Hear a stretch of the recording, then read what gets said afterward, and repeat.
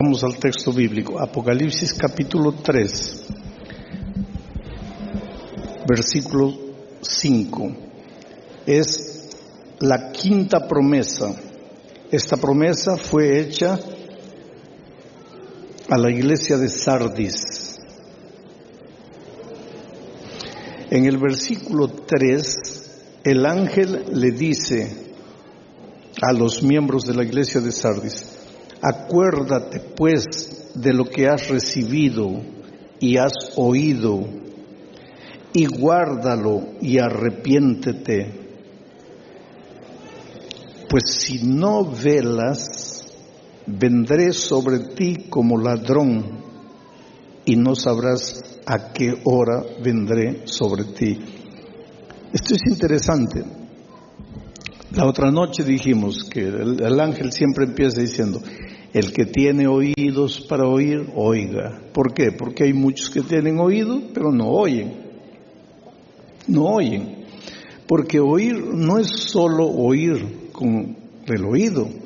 Oír es oír con el corazón. Es atesorar la palabra, es recibir la palabra, es guardar la palabra. Y anoche en el mensaje vimos que también es hacer las obras que la palabra te enseña, las obras de Dios, andar en obediencia, caminar en obediencia por los caminos que Dios te ha dejado. Y ahora en el mensaje a Sardis, el ángel le dice así: acuérdate pues de lo que has recibido. Todas las noches tú estás recibiendo la palabra de Dios. Acuérdate de lo que estás recibiendo. Acuérdate de lo que estás oyendo. Y dice más: acuérdate de lo que has recibido, acuérdate de lo que has oído y guárdalo. ¿Y qué más? Y arrepiéntete. ¿Qué quiere decir arrepentirse? Arrepentirse quiere decir que tú estabas yendo para allá, hacia la muerte, hacia la destrucción. Tú no sabías, no conocías la palabra de Dios. Tú pensabas inclusive tal vez que estabas yendo hacia el bien, pero estabas yendo hacia el mal, te estabas destruyendo. Y de repente encuentras la palabra de Dios, recibes la palabra de Dios, oyes la palabra de Dios y das media vuelta y regresas. Eso es arrepentirse. Arrepentirse es que tú estabas yendo para allá, y al encontrar la palabra de Dios y recibirla y oírla, te das cuenta que yendo por allá te vas a la muerte. Entonces das media vuelta y regresas para la vida. Pero ahora viene la promesa. Y la promesa está en el versículo 5, que dice: el que venciere será vestido de vestiduras blancas, y no borraré su nombre del libro de la vida, y confesaré su nombre delante de mi Padre y delante de sus ángeles. En realidad, en esta promesa hay tres promesas. Primero, si tú persistes en caminar en el camino, si tú perseveras, si tú recibes la palabra, si tú la guardas en el corazón, si tú la oyes, si tú la obedeces, si tú la atesoras, entonces serás un vencedor. Y si eres un vencedor, primero, te vestiré de vestiduras blancas. Segundo, dice, vamos a leer, te vestiré de vestiduras blancas. En segundo lugar, no borraré tu nombre del libro de la vida que está en el cielo. Y en tercer lugar, confesaré tu nombre delante de mi Padre y delante de los ángeles. Tres cosas. Te vestiré de vestiduras blancas. Segundo, no borraré tu nombre del libro de la vida. Estarás allá, y cuando llegue el día final y se pase lista, pues tú estarás ahí, tu nombre será mencionado, tú vendrás a recibir la vestidura blanca. Y en tercer lugar, el Señor Jesucristo confesará tu nombre delante del Padre y delante de los ángeles. Te voy a explicar qué significan esas tres promesas. ¿Quiénes son los que serán vestidos de vestidura blanca? En este momento todos nosotros estamos vestidos de vestiduras inmundas. Estamos vestidos de trapos de inmundicia. Porque la Biblia dice que todo lo que nosotros seres humanos hacemos, por más bueno que nos parezca, son trapos de inmundicia. La justicia humana es como trapo de inmundicia. Cuando Adán y Eva salieron detrás de los árboles, después de haber pecado, y Dios llegó y dijo: Adán, ¿dónde estás? Ven. Y ellos salieron. Ellos no estaban desnudos, porque después del pecado, al verse desnudos, ¿qué es lo que hicieron? Hicieron ropas de hoja de higuera y se cubrieron. Pero yo te pregunto, ¿cuánto tiempo debe durar un vestido, una ropa hecha de hoja de higuera? ¿Cuánto tiempo debe durar? ¿Un año? 6 meses, un mes, una semana. En pocas horas ya está todo marchitado. Entonces, cuando ellos salieron de entre los árboles al llamado de Dios, estaban todos ridículos, vistiendo ropas de hojas de higuera. ¿Y qué es lo que hizo Dios? Un cordero fue sacrificado, y con la piel de ese cordero se preparó vestiduras para cubrir la desnudez de Adán y Eva. Ese cordero era símbolo del Señor Jesucristo. Y su piel era símbolo de la justicia de Cristo. ¿Y qué hizo Dios ahora? Arrancó del ser humano las hojas de higuera y los vistió de las vestiduras del Cordero, vestiduras de justicia, vestiduras blancas. Pero ahora viene el propio Señor Jesucristo y dice: si oyes la palabra, si guardas la palabra, si atiendes la palabra, si recibes la palabra en tu corazón, serás un vencedor. Y yo te vestiré con vestiduras blancas. Arrancaré de ti las vestiduras ridículas que estás vistiendo y te vestiré de vestiduras blancas.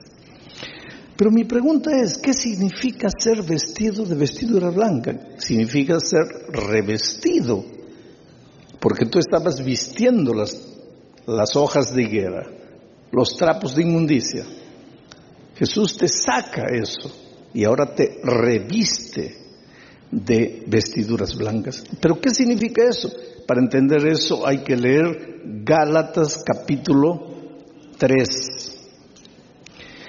Gálatas capítulo 3, el versículo 27, mira lo que dice: porque todos los que habéis sido bautizados en Cristo Jesús, de Cristo estáis revestidos.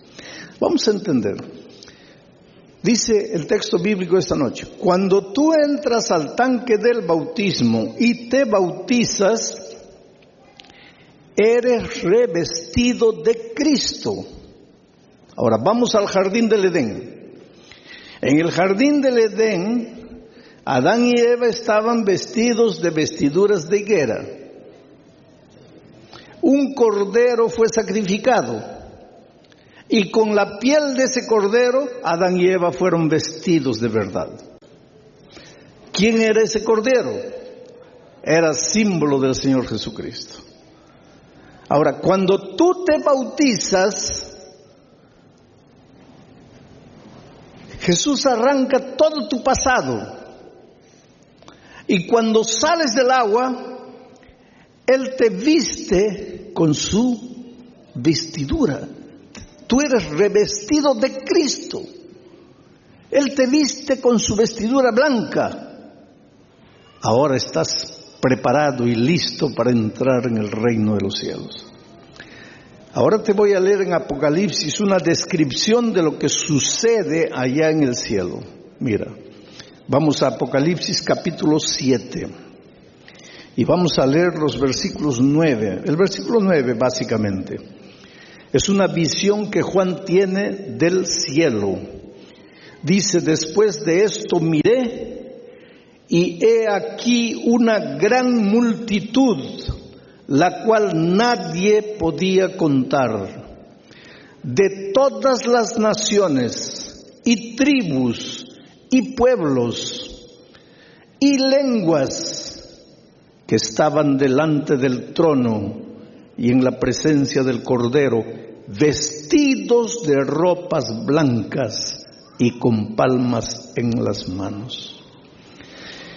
Voy a leer trayendo para nuestros días. Juan dice: vi el cielo, miré, había una gran multitud. No se podía contar porque eran muchos. De Guatemala, de México, de Costa Rica, de Honduras, de El Salvador, de Brasil, de Cuba, de Alemania. Eso es lo que dice: de todas las naciones, tribus, lenguas y pueblos. Hablaban inglés, hablaban español, hablaban todo. Esa multitud era grande. Y ellos estaban delante del trono. ¿Por qué estaban delante del trono? ¿Te acuerdas de la otra promesa? Porque se estaban acercando al trono. ¿Para qué? Para sentarse en el trono, porque Jesús estaba con los brazos abiertos. ¿No te acuerdas de la promesa que dice Jesús? Al vencedor lo haré sentar en mi trono. Pues ya ahora está esa multitud delante del trono, vestidos de ropas blancas, y están en la presencia del Cordero.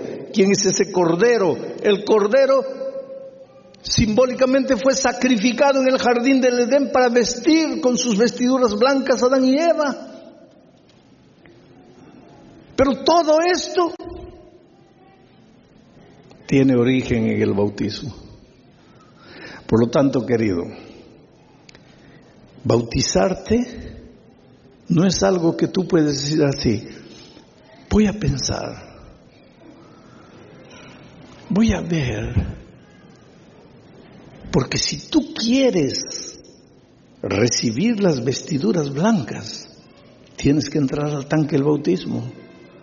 Y recuérdate que en el cielo la multitud está toda vestida de vestiduras blancas.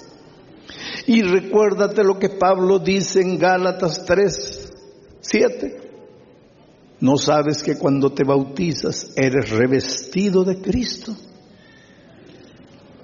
El bautismo es un acto simbólico. No hay ningún poder especial en las aguas. Apenas son un símbolo. Tú llegas vistiendo harapos, cargando la miseria de tu vida.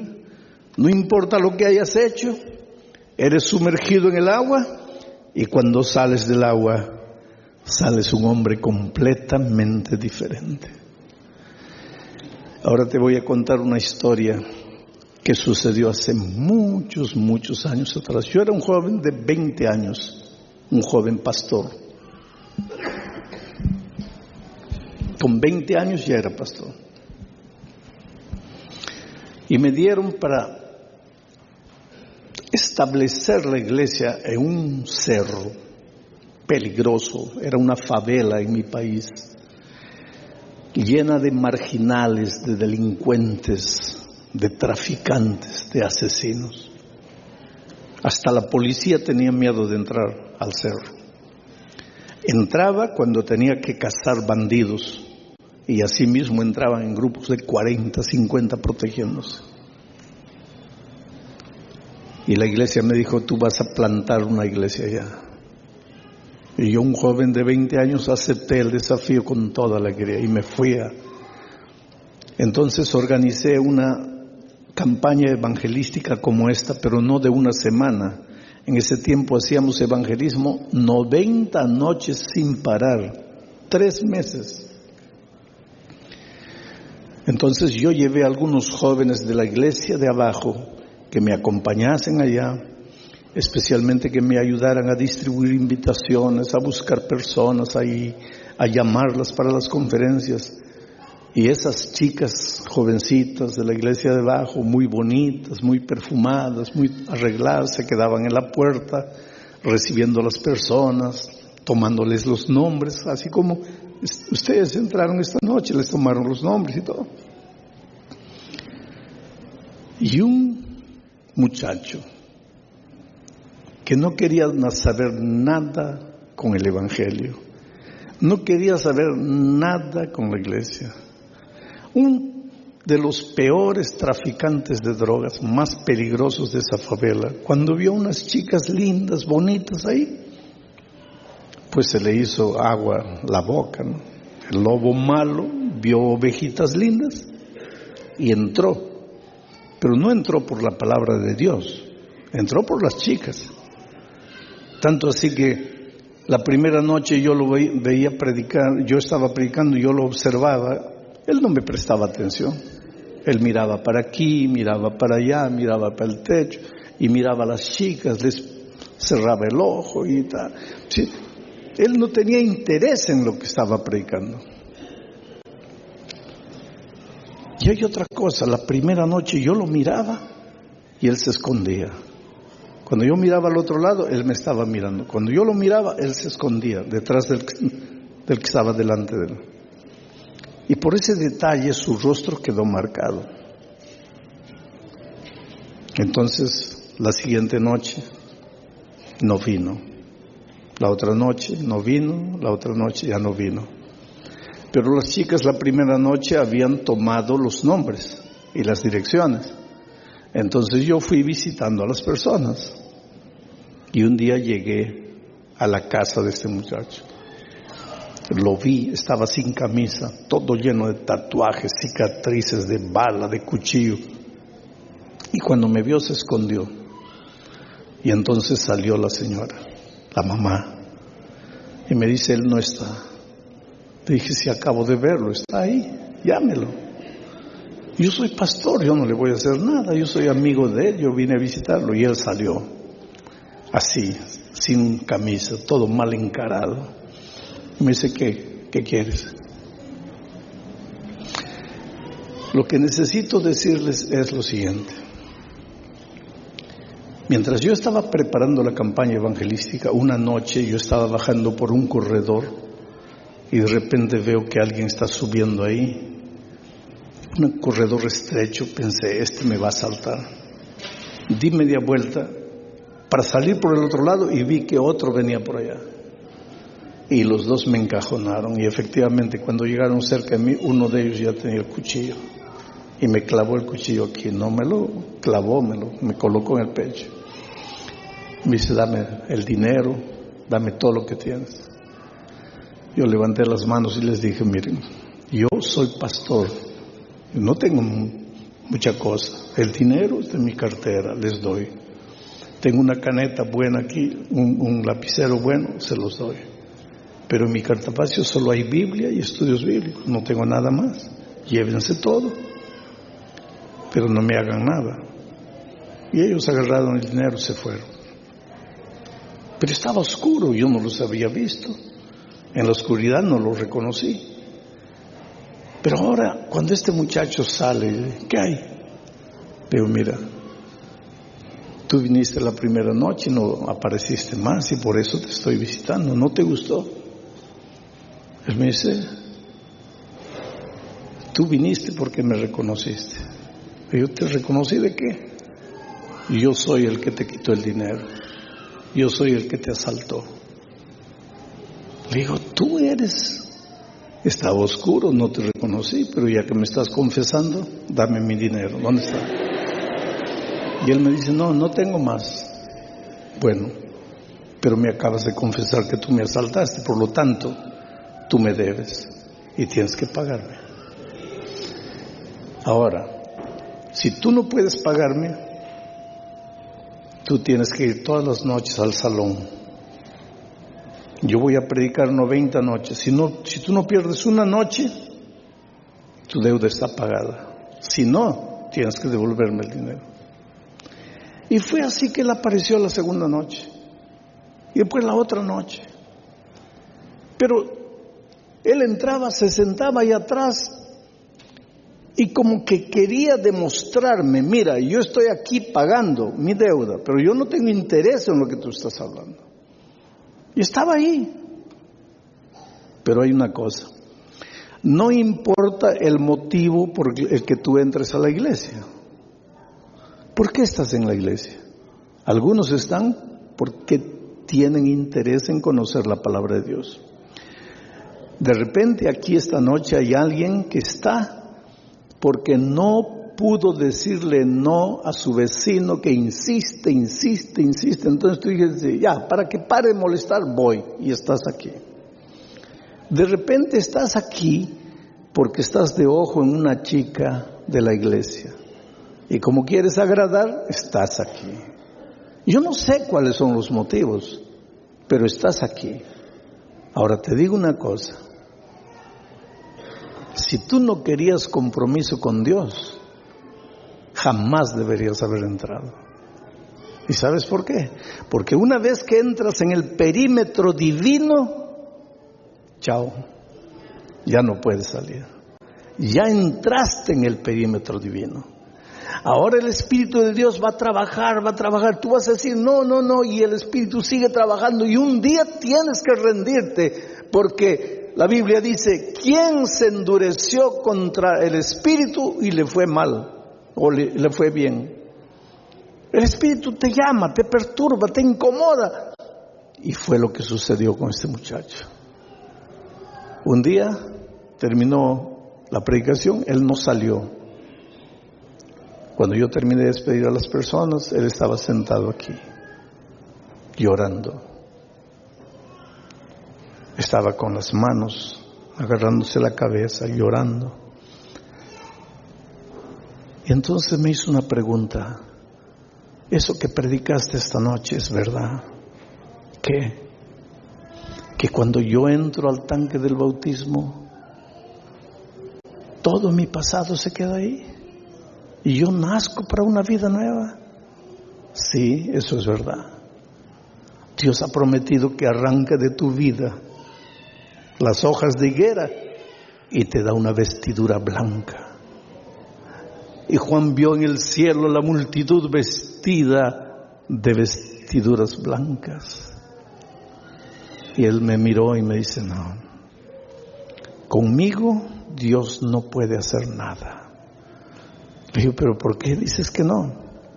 Y me contó su historia, una de las historias más dramáticas que yo oí en mi vida. Me dice, mira, yo no tengo padre, nunca conocí a mi padre. Mi madre trabajaba en un prostíbulo. Yo fui engendrado ahí. Cuando era niñito, pequeñito, las mujeres que trabajaban en el prostíbulo cuidaban de mí mientras mi madre estaba trabajando. Yo crecí respirando la basura de esta vida. Un día le pregunté a mi mamá, ¿quién es mi papá? Y ella me dio un golpe en la boca y me dice, hijo, eso no se pregunta. Pero un tiempo después, mis amigos en la calle se encargaron de explicarme por qué yo no tenía papá. Ese día yo sentí odio por mi madre. Pero todo lo que tenía en la vida era mi madre. Un día mi madre quedó tuberculosa. Comenzó a escupir sangre. La expulsaron de allí, ya no podía trabajar ahí porque podía contagiar. Entonces nos vinimos a vivir en este hueco. Era una cueva en ese cerro, con una puerta de calamina, de lata. Nos vinimos a vivir aquí. Yo tenía 12 años, me dijo él. Cuando un día mi madre se estaba muriendo, toda la sábana empapada de sangre, ella tosía y botaba sangre. Yo salí a buscar ayuda, nadie quería ayudarme. Mi madre el día anterior había ido al médico, le habían dado una receta, pero no había dinero para comprar remedio. Nadie quería ayudarme. Yo tenía 12 años y mi madre era todo lo que yo tenía. Ese día bajé a la ciudad. Me quedé un tiempo ahí en el paradero del ómnibus, mirando a las mujeres con carteras, con bolsas, con aretes, con collares, y no sé de dónde saqué valor. Fui encima de una mujer, le arranqué el collar, subí corriendo aquí al cerro. Yo sabía quién compraba oro aquí, le vendí, me dio dinero, volví a la ciudad, compré el remedio para mi madre. Y cuando llegó la noche, llegué a la casa trayendo el remedio. Pero ese día, aquí dentro de mi corazón se quebró algo. Porque yo entendí que yo no necesitaba de nadie para poder vivir. A partir de ese momento nunca más pedí dinero a nadie. Yo iba y arrancaba las cosas y corría, pero fui creciendo. Entonces ya tuve vergüenza de estar arrancándole las cosas a las mujeres. Entonces compré un revólver, compré un cuchillo y comencé a quitarle a todos a la fuerza las cosas. Fue así que te coloqué el cuchillo en el pecho, te quité tu dinero. Mírame, yo ya hice todo lo que tú puedes imaginar. Lo peor de lo peor de lo peor que un ser humano puede hacer, yo lo hice. Y ahora vienes tú y me dices que si yo entro al agua y salgo, soy vestido de vestidura blanca. ¿Cómo quieres que te crea? Le digo, no sé. Pero es el único camino que tienes. ¿Estás cansado de vivir la vida que vives? Entrégate a Jesús. Bautízate. Y él me dice, no puedo. ¿Cómo me voy a bautizar? Mira mi vida, mira quién soy. Yo robo, yo asalto, yo trafico drogas para poder sobrevivir. ¿Cómo quieres que me bautice? Pero ahí empezó la lucha, ¿sabes? La lucha de ese muchacho. Para remate era un pobre drogadicto. Cuando él aparecía en el salón, yo sabía que estaba bien. Cuando él no aparecía, yo sabía que se había drogado. La lucha, ¿sabes? Dejaba de usar drogas 2, 3 días, volvía a caer, se hundía durante una semana, volvía a vencer, 2, 3 días caía. Una noche yo estaba terminando de predicar, la mamá apareció allá atrás y me comenzó a hacer señales. Y cuando terminó yo corrí, me dice, pastor, vaya, Jorge lo está esperando allá. Jorge Roberto, su amigo, está allá en casa, me pidió que lo lleve y fui allá. Un cuadro grotesco. Estaba amarrado con las 2 manos a la cama y la madre me contó que esa tarde él llegó a la casa y comenzó a andar de un lado para otro como un león enjaulado, como una fiera, andar de un lado para otro y decía, necesito droga, pero no puedo usar más, porque ya le entregué mi vida a Jesús. Pero a medida que el tiempo pasaba, el deseo de la droga lo iba apretando y en un momento quedó tan enloquecido que dio un cabezazo a la pared y se abrió una herida y la sangre comenzó a chorrear. Y la madre vino y le dijo, pero hijos, si necesitas droga, busca, pero no te estés ahí haciendo mal. Y él agarró a la madre, le dio un golpe, la tiró al suelo. Y después se dio cuenta de lo que había hecho y recogió a la madre. Y le dice, mamita, perdóname, pero es que estoy loco. Necesito droga. Pero no puedo más porque Jesús ya cambió mi vida. Le he entregado mi vida a Jesús. Y fue ahí que le dijo, mamá, amárrame aquí, amárrame. Porque si tú no me amarras, yo voy a salir a buscar droga y no quiero más, porque ya le entregué mi vida a Cristo. La mamá lo amarró y le dijo, ahora vea, él debe estar en la iglesia, llámalo al pastor. Sabes, la lucha de este muchacho fue una de las luchas más terribles para librarse del vicio. Cuando no aparecía, yo sabía si había drogado. Un viernes en la noche, me acuerdo. Era la tercera noche que no aparecía. Y cuando terminó el culto, yo conocía los antros de aquella favela donde corría la droga suelta, la prostitución. Me fui a buscarlo y lo encontré. Una nube de cigarro, y ahí estaba él drogado.